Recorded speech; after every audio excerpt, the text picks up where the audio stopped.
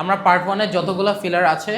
যেগুলো আমরা F1 এর স্টার্টিং এ ব্যবহার করে থাকি সেগুলো সবগুলো আমার সাথে একবার সবাই রিভাইজ করবেন ওকে actually usually generally basically to be honest honestly speaking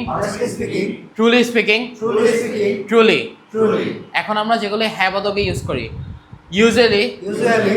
definitely surely for sure of course indeed এবার কি হবে না পদক surely not definitely not of course not obviously not and absolutely not আচ্ছা আমরা কোন জিনিসকে নির্ধারিত করে বলতে হলে কি ব্যবহার করি To be exact. Specially use করি নাকি specifically particularly to be exact specifically to be exact particularly এরপরে কি আছে পছন্দের জিনিসের জন্য কি ব্যবহার করি স্পেশালি কোনো কিছু যদি ট্রাই করা হয় সেখানে আমরা কি কি ব্যবহার করি আমার সাথে রিপিট করেন mostly certainly regularly mostly certainly regularly